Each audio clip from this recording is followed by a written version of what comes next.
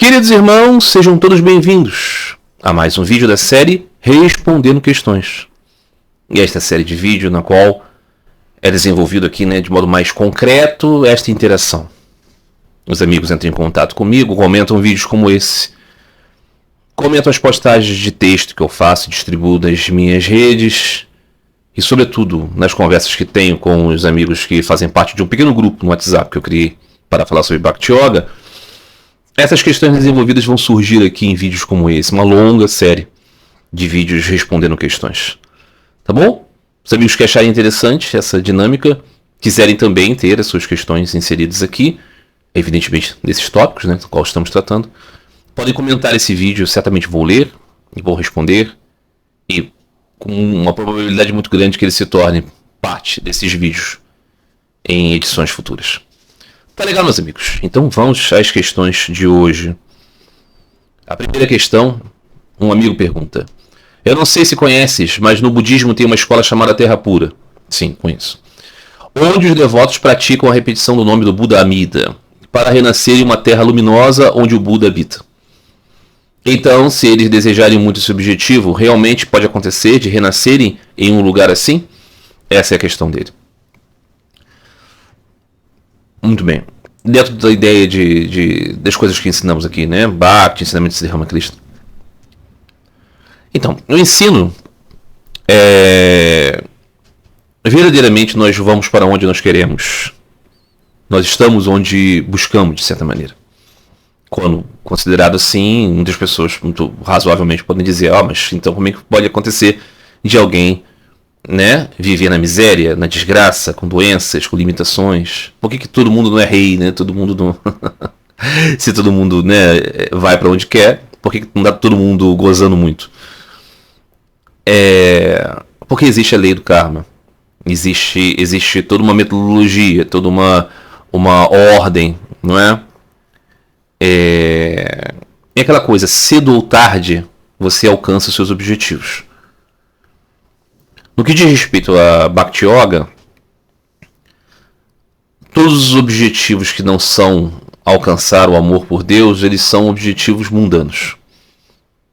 Mas isso não significa dizer que sejam todos eles pérfidos, horríveis, indignos.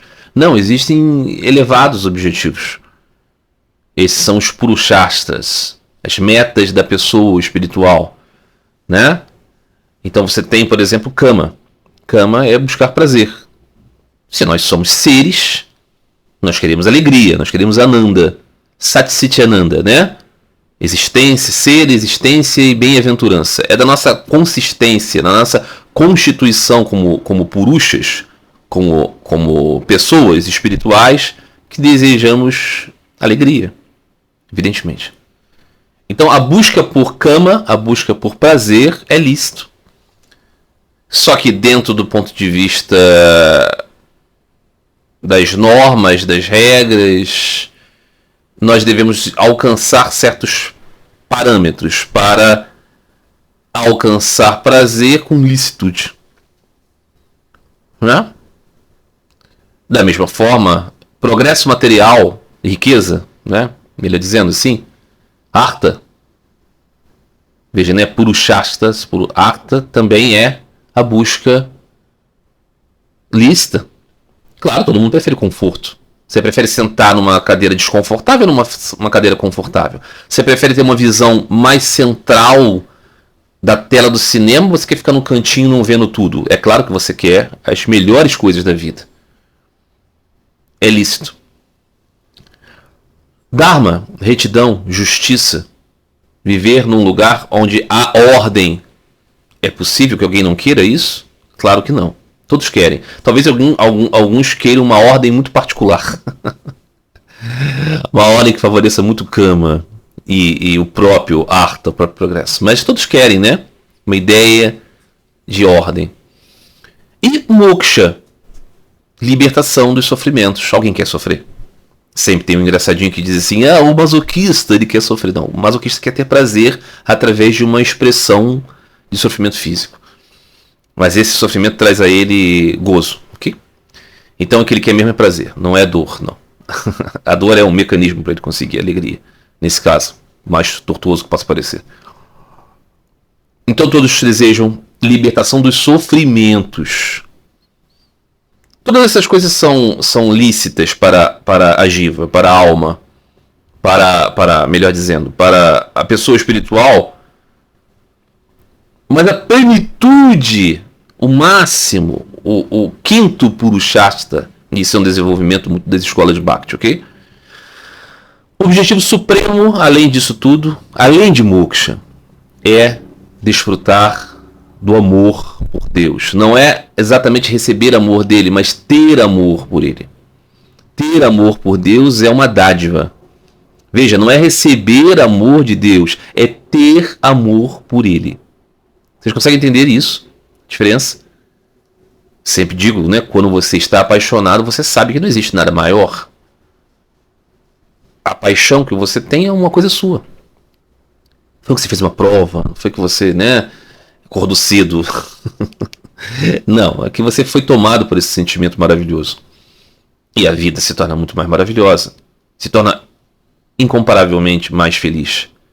Então, ter amor por Deus, imagine por Deus, né? Se você, amando uma pessoa no mundo, você tem essa sensação tão profundamente poderosa. E aí nós podemos dizer, né? Existem muitos amores. O amor do amigo, o amor de uma pessoa que se admira muito, de um mestre, o amor de um filho, o amor de um amante. Aqueles que estiveram apaixonados sabem que o amor do amante é a coisa mais poderosa que existe. Você às vezes pode até doar mais da sua vida para o amor que você tem pelos seus filhos, por exemplo, né? Mas a loucura que é o amor romântico é muito difícil de ser descrito. Imagine por Deus. Então, esse é o objetivo supremo da alma do que nós somos. Os outros são também bons. Mas mais importante é esse. Então você pode ser pobre. Você pode estar vivendo injustiças. Você pode até sofrer dores. Mas se você é apaixonado e ama, você está num estado superior. Por Deus, de ser profundo, não é? Então, para desenvolver amor por Deus, nós também temos regras. Nós temos que trilhar um caminho que faça com que as nossas atenções sejam voltadas para Deus, unindo todo o nosso poder de anseio. Diz Thakur Sri Ramakrishna Paramahansa.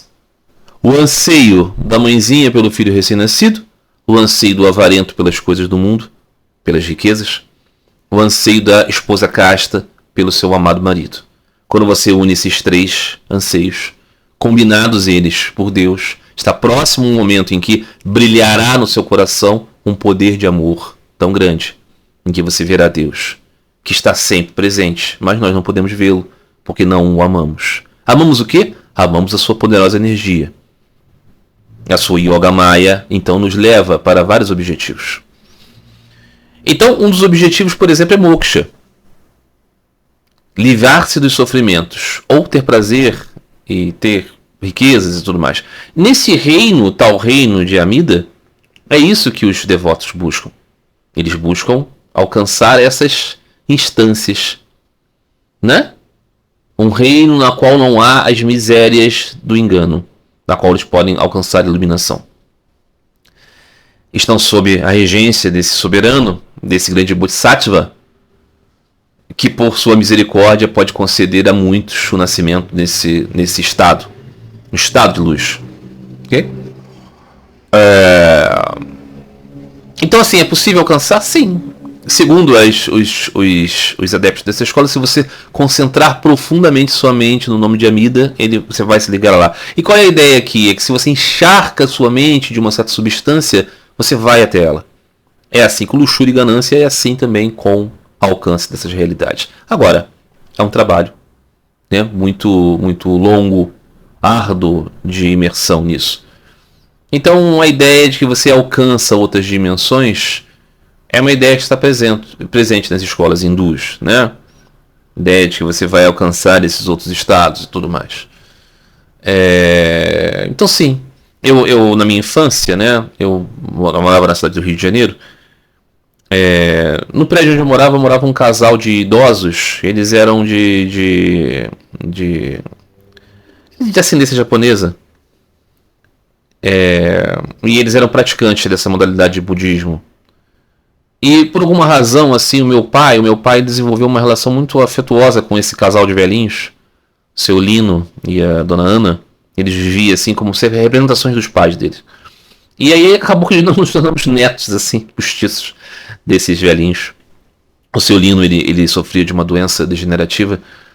Ele passava o tempo todo na cama, não falava, assim. Nós íamos visitá-lo sempre lá, como se fosse o nosso vovô, assim. E a dona Ana. E eles eram praticantes dessa modalidade, então tinha um altar e eles recebiam pessoas lá e praticavam os mantras, né? O mantra do nome de Amida.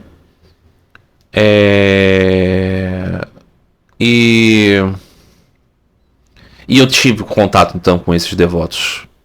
Mas a ideia era muito isso, né? Que eles estavam praticando para alcançar um estado. Muito diferente, eu acho, da relação de um devoto de Deus aqui na concepção cristã. Embora muitos cristãos queiram também alcançar o paraíso e tudo mais, mas assim, a ideia não é isso. A ideia é que você vai ter uma associação com Deus, uma união com Deus, um amor com Deus, né? O sentido é esse. Que é o sentido de Bhakti, né? Aprofundado isso é que esquece paraíso, esquece os outros, esquece o inferno para os danados, esquece... fica uma relação muito pessoal, relação essa, pessoal, né? Que nós temos aqui no mestre que você ama, no amigo que você ama, no filho que você ama, do pai que você ama, da mãe que você ama, do amante que você ama. Então, a relação de Bhakti é uma relação individual com o seu Senhor. Não é mais sobre o cosmos, não é sobre o mundo. O mundo será renascido, que se dane o mundo, que saber de mundo, que eu saber da minha relação com Deus. Isso é Bhakti, né? Então, assim, se as pessoas podem alcançar outras dimensões desejando muito, sim. Mas tem regra para isso, tem karma, né? Você quer muito ser, sei lá, um cargo aí de concurso público. Você quer muito, você não faz nada a respeito disso. Você tem que estudar, você tem que, né, se dedicar muito. Pode ser que não passe agora no concurso, mas vai passar um dia. Um dia, coloque vidas aqui. Cedo ou tarde você alcança as coisas que você busca, mas você tem que buscar muito, né? Eu quero ser um virtuose no violino. Aí você começa a praticar, nessa vida você não consegue. Mas talvez um dia você nasça com um talento nato, aí você encontra um grande professor e desenvolve as coisas, né? Então, nasce numa família de músicos, onde as pessoas valorizam isso. Vai alcançando assim, né? Mas a ideia é essa, que a gente vai atrás dos nossos objetivos. Quando o nosso objetivo é por Deus, todos os outros objetivos são minimizados. Mas isso também se dá pelo karma. Ok? Muito bem. Outra questão. Marcelo, você mostrou nos ensinamentos de Ramakrishna, onde ele explica que somente a adoração ao Senhor leva à libertação. Como entender as tradições budistas, novamente? Por exemplo, dos tulkus, onde um mestre antigo sempre renasce para ensinar o Dharma.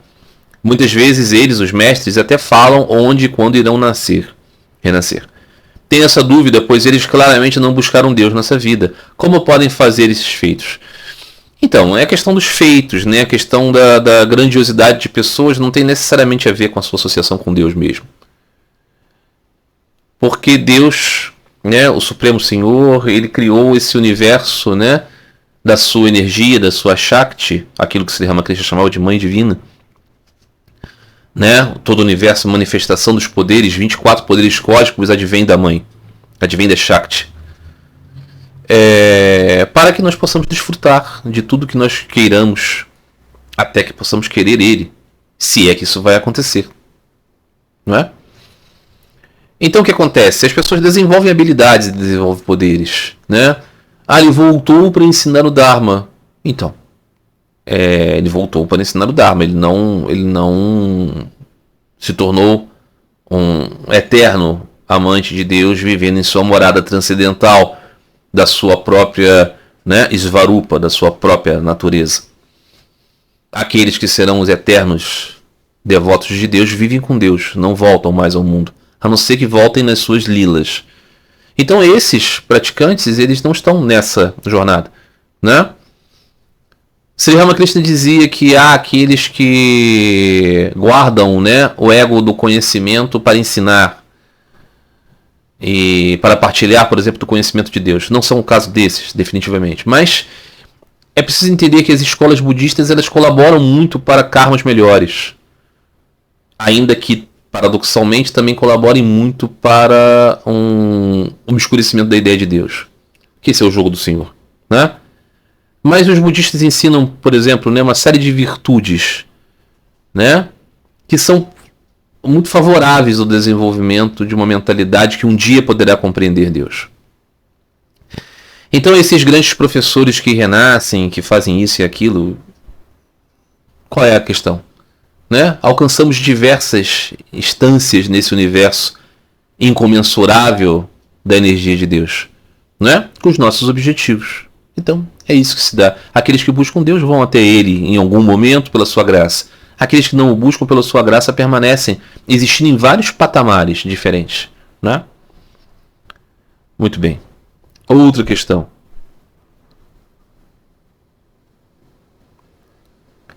Marcelo, sendo o nascimento humano algo raro, quando nascemos com um karma gerado de outras vidas, como no exemplo que você deu do estupro, essas outras existências humanas que tivemos antes não foram necessariamente imediatamente anteriores à nossa existência atual humana?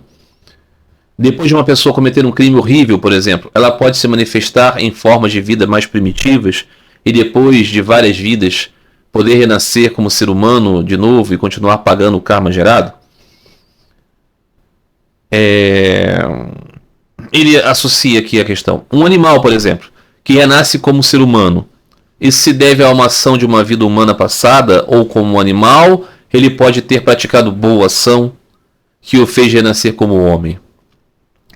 Não digo que o animal possa ter noção do bem e do mal como nós, mas, por exemplo, um cachorro que salva seu dono de um perigo, o defende de uma situação de violência, etc.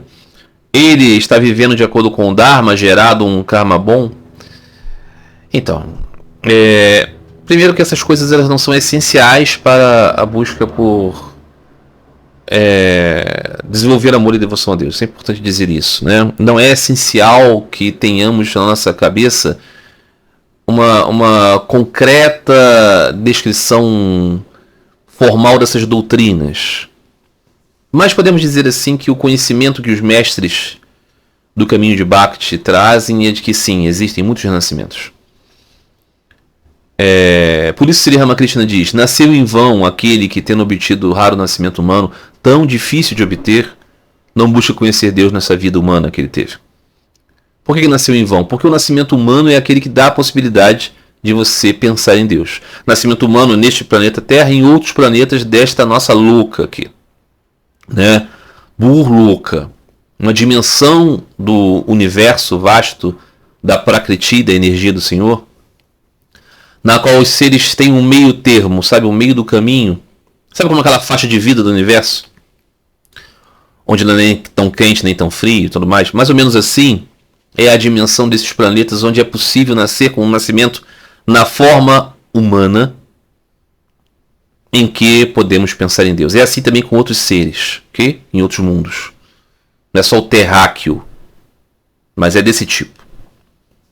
Existem outras dimensões onde você também tem um tipo inteligente de vida, muito mais inteligente até, mas ele é tão voltado para o aspecto paradisíaco da sua existência que ele não pode se concentrar em Deus. Então o nosso nascimento é muito raro porque ele é num estado do meio do caminho muito útil para conseguir pensar em Deus. E a única utilidade desse nascimento humano é conseguir meditar em Deus. Por isso que nós vemos que a grande maioria das pessoas desperdiça o seu nascimento humano. Então, é importante pensar nisso. A vida humana é muito preciosa, porque podemos pensar em Deus. Mas então a questão do amigo é se logo após a nossa morte, né, nessa forma humana, nós vamos automaticamente renascer como humanos de novo e pagar o nosso karma, ou nós vamos viver em outras formas de vida. Como o nascimento humano é muito raro, significa dizer que nós, o que nós verdadeiramente somos, o Atman, se associa a muitas formas não humanas, muitas formas que não são dessa estrutura elevada. Então nós nos associamos sim a muitas formas animais e vegetais e muitos universos. Muitos universos não, muitas loucas. O universo é um só, mas... não é? Até poderíamos falar em muitos universos no sentido amplo da palavra, mas aqui nesse contexto, para, né, centrarmos o entendimento, é um universo com várias dimensões. Em cada dimensão, infinitos mundos. Então, sim, nós temos essa intercalação. Os animais, eles acumulam karma? Não. Existe uma famosa história de um rei que se retirou do mundo para poder passar o resto da sua vida, final da sua vida, apenas pensando em Deus.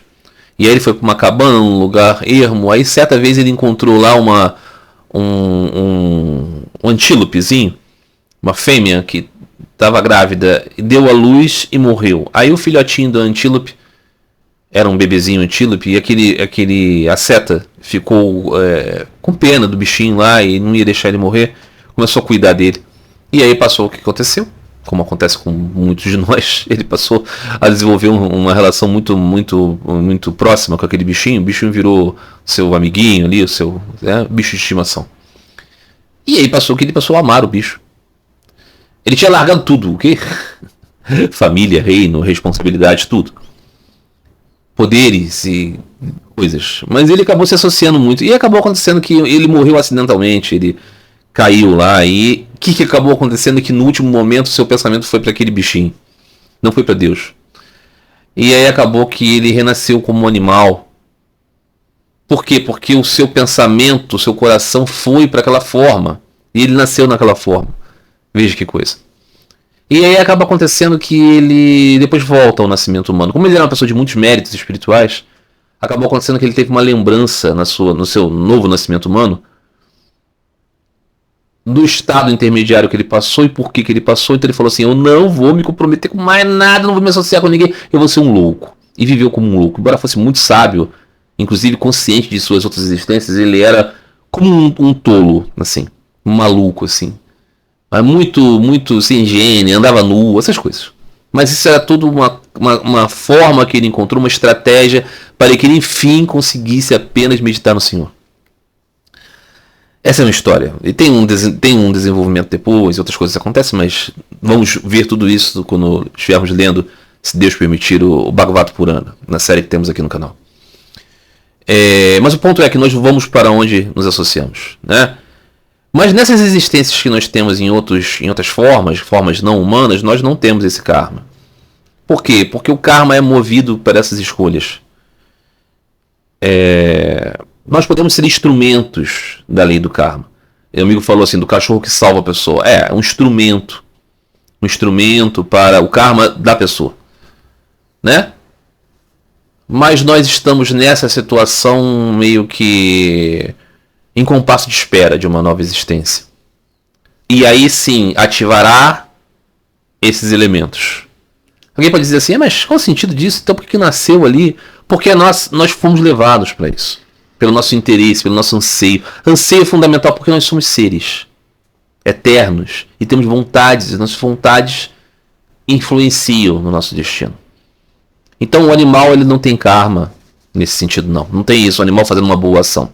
Eu lembro de um filme que era com o Jack Nicholson e com o Morgan Freeman. E eles são dois idosos que estão... Acho que eles sabem que vão morrer e eles querem fazer uma viagem. Uma coisa assim, não lembro muito.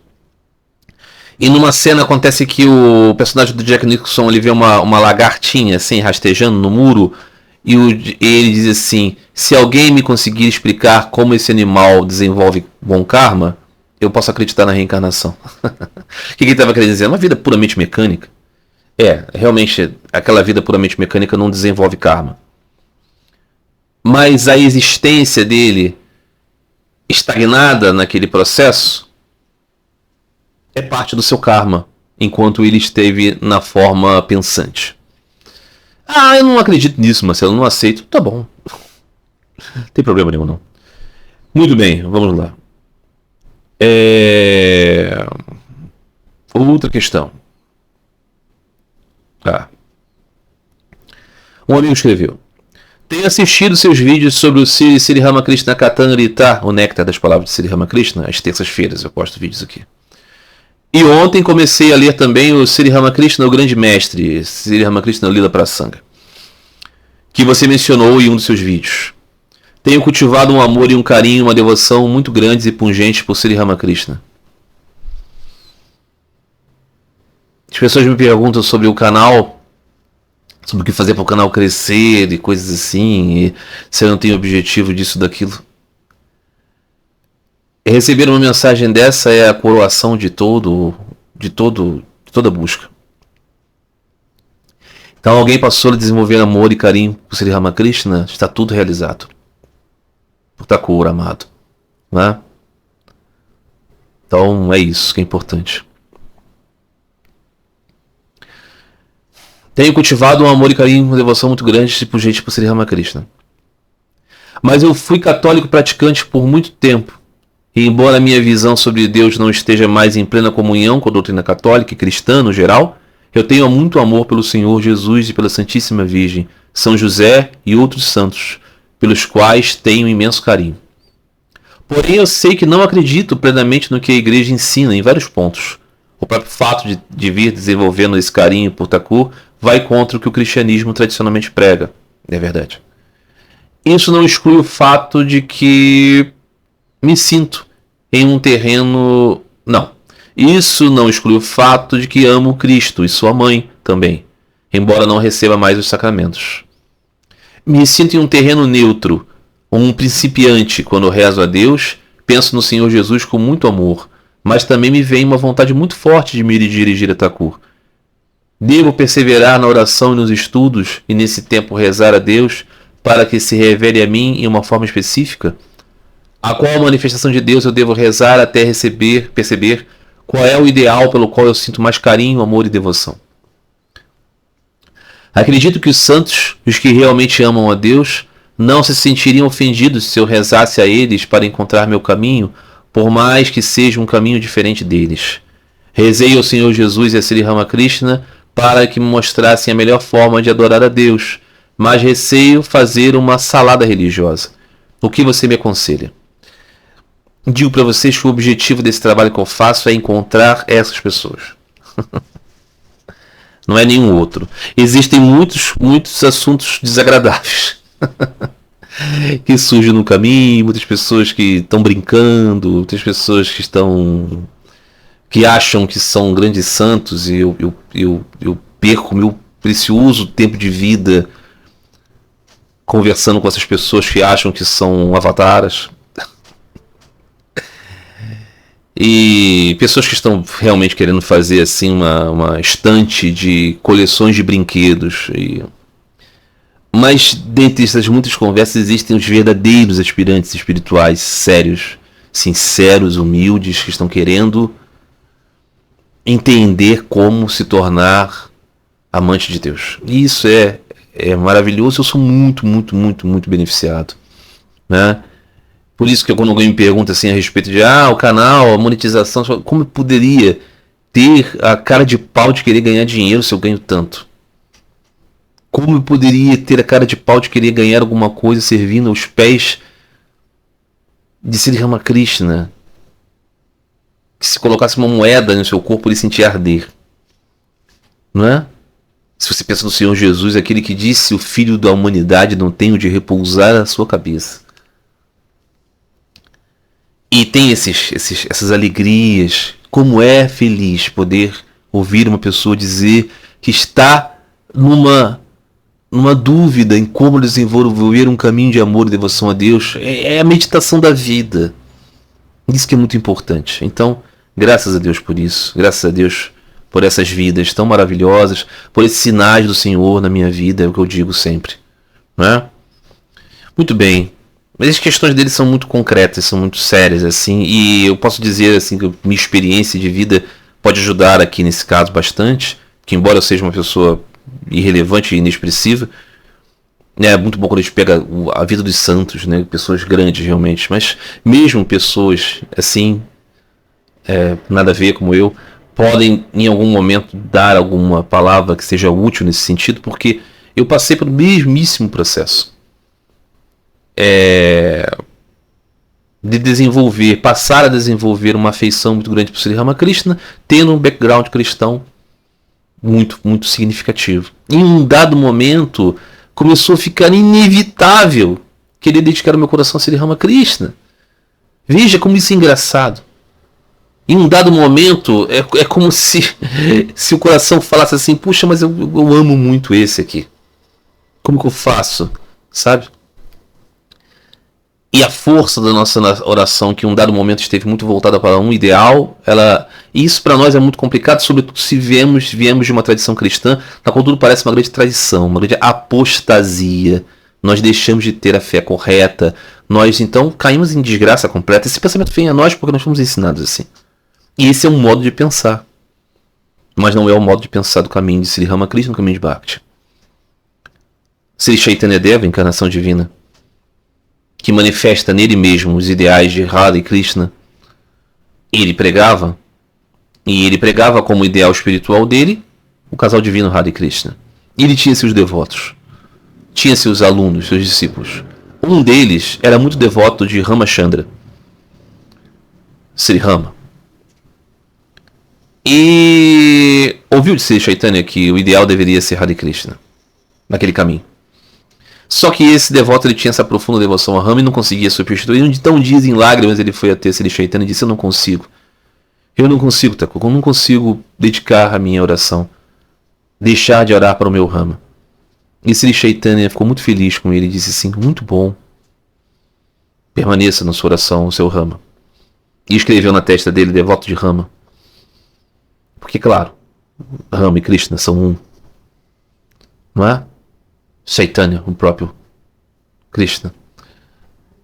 E o próprio Rama, nesse sentido, se você quiser considerar assim. Mas o ideal, a forma, o nome, o passatempo, a parafernália, as características, o nome, tudo isso toca, ressoa em uma pessoa diferente na outra. Por isso que existem devotos de tantos ideais.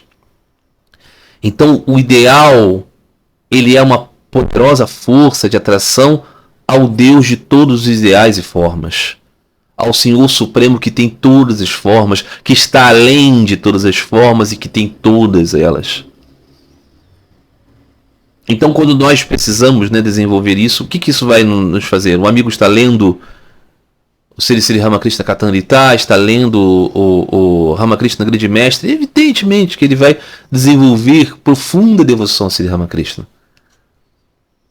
Em um dado momento, isso será claro. Eu lembro que eu tinha em minha casa um altarzinho, então tinha um grande ícone do Cristo Pantocrator. E eu, em um dado momento, comecei a desenvolver devoção para Sri Ramakrishna. Então eu colocava uma pequena foto de Sri Ramakrishna assim, nos pés do ícone. O ícone do Pantocrator vai até aqui a metade do Senhor, ele está com um livro, né, assim, fazendo a bênção e o livro aberto, dizendo: vinde a mim todos aqueles que estão, né, cansados e oprimidos, e eu os libertarei. Lindo, maravilhoso ícone. E eu tinha, né? Eu vim da tradição cristã ortodoxa, fui diácono da igreja ortodoxa e tudo mais. Mas eu confesso a vocês que eu nunca senti tão profunda vinculação pessoal com os elementos da tradição cristã. Veja, com a pessoa do Cristo e com a Virgem Maria.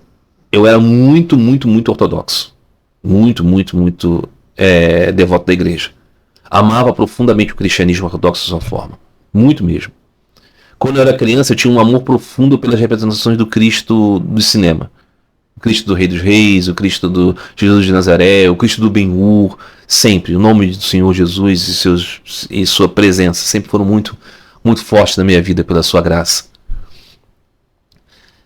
Mas na igreja eu desenvolvi um amor muito grande pela ortodoxia, mas o amor pelo Cristo e pela Virgem, eles estavam assim dentro da tradição. Com Sri Ramakrishna, gradativamente, começou com uma situação de curiosidade, depois um certo repúdio, porque Sri Ramakrishna era uma ameaça à ortodoxia na minha cabeça. Desde o momento que eu conheci Sri Ramakrishna, ele nunca foi indiferente para mim, nunca. Mas em um dado momento eu precisei contrapor o pensamento de Sri Ramakrishna na minha mente, porque ele era uma ameaça. Sabe, aquelas pessoas assim que as pessoas falam assim, estão no armário, são pessoas homossexuais que querem esconder a sua condição e se tornam às vezes até homofóbicas. Isso é muito real, assim, muito concreto, que existe muitas pessoas assim, né? Não é que todos os homofóbicos sejam homossexuais enrustidos, não é isso. Alguns são só pessoas, né, que têm essa grande questão, grande dificuldade. Mas muitos são assim. E no meu caso também se desenvolveu isso, ainda diácono da igreja. Então era o poder da presença de Sri Ramakrishna na minha mente pelos seus ensinamentos. Passou o tempo, aí houve a minha desilusão com a igreja ortodoxa, a minha desconexão e tudo mais, eu fiquei livre para poder pensar em Sri Ramakrishna sem achar que ele estava... Mas ainda assim era difícil. Foi crescendo. Até que um dia eu fiz um altarzinho com a imagem de Sri Ramakrishna. Só. No centro de tudo. Porque ele passou a ser o meu ista. Eu já contei aqui um sonho que tive, né? Na qual eu estava indo numa casa e tal, e entrei. Uma casa bruxuleante, tudo meio dourado, assim. E no centro estava Thakura, ele sentado, ele me entrega um coração de cera, grande assim. E ele diz, se você colocar no fogo, ele derrete.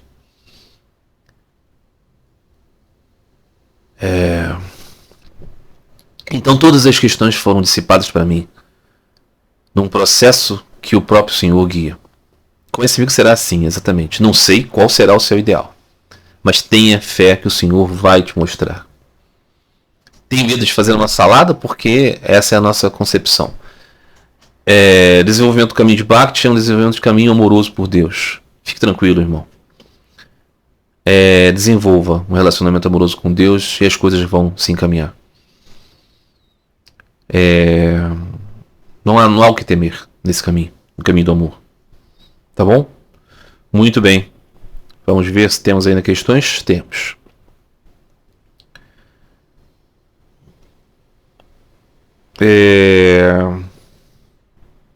Um outro amigo me escreveu. Ele estava ouvindo essa consideração que eu estava fazendo. Ele disse: eu também tenho um dilema sobre isso, sobre crenças e coisas assim. Apesar da minha admiração por Ramakrishna, fico muito comovido pela história dele. Eu não consigo ter essa devoção, nem mesmo por Cristo. Na verdade, eu os vejo como irmãos mais velhos. Ele vê Sri Ramakrishna e Jesus como irmãos mais velhos dele. E procuro visualizar a Mãe Divina como Deus. Talvez por não ter uma proximidade com meu pai. Me sinto mais confortável em ver Deus como Sarasvati, como Virgem Maria.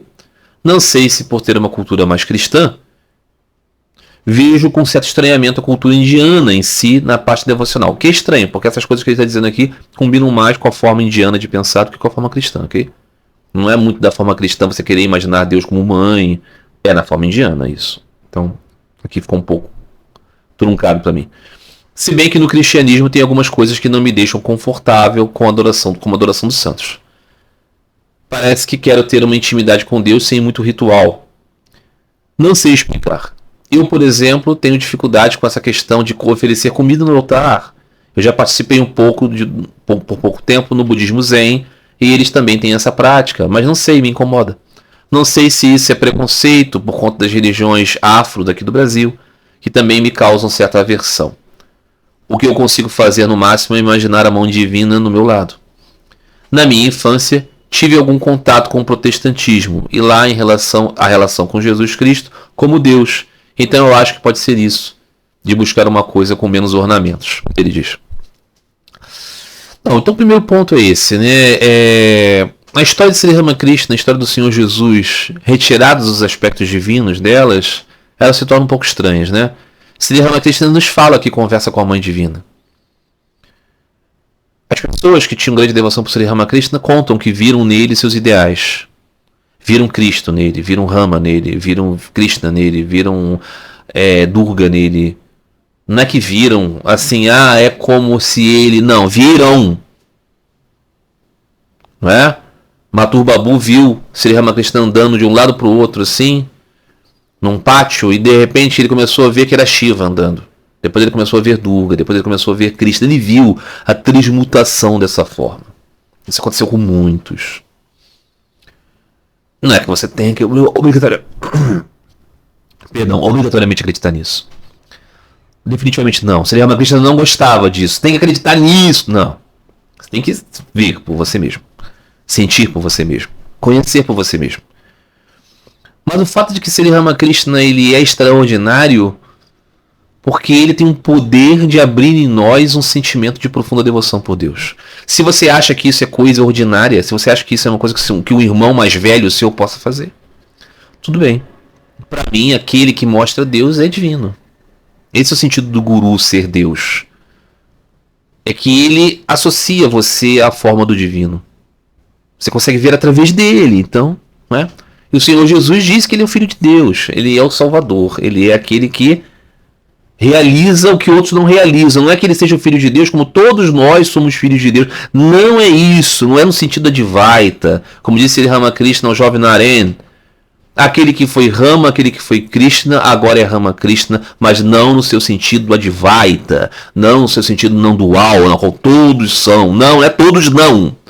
Jesus é absolutamente especial, você nunca será como ele, então você nunca pode ser irmão dele, nesse sentido.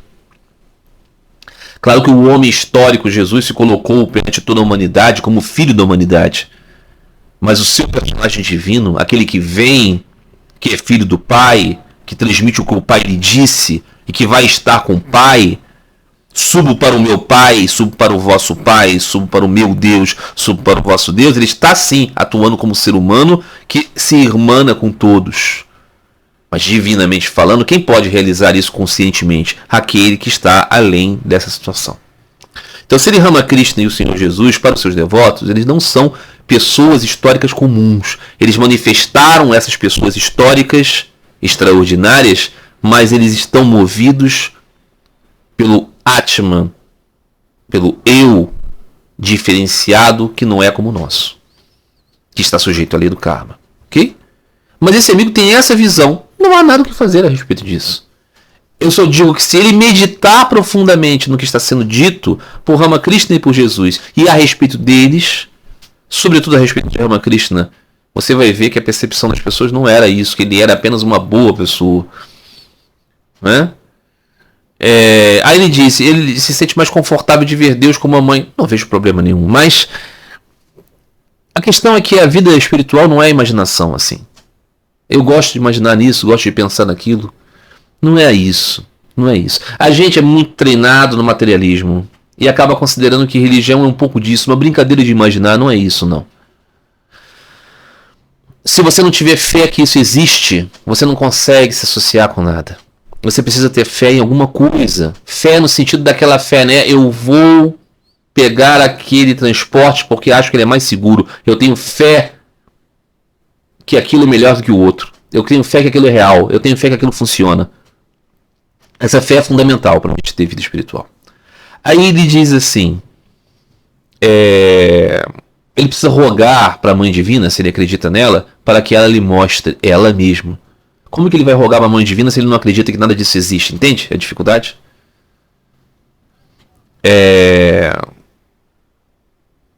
Aí ele diz, a adoração dos santos é uma coisa que no cristianismo o incomoda. O que é a adoração dos santos no cristianismo? Né? Cristãos católicos, ortodoxos têm devoção e veneração aos santos. O que eles acreditam? Que os santos são manifestações daquilo que nós todos podemos ser: amantes de Deus, poderosos amigos de Deus, devotos de Deus, servos de Deus. Quando você encontra uma pessoa maravilhosamente incrível, você não tem admiração profunda por ela, essa admiração pode ser chamada também de veneração. Adoração é uma outra coisa, mas aqui uma tecnicidade, dizer assim, eu admiro aqueles que alcançaram o meu Deus. Como é que você pode ter problemas com isso? Se você mesmo tem grande admiração, profunda admiração por Jesus e Ramakrishna, o que são a vida deles para você que não consideram que eles são Deus encarnado? Eles são grandes santos, então você tem essa admiração profunda por eles. Então a admiração profunda pelos santos é isso, né?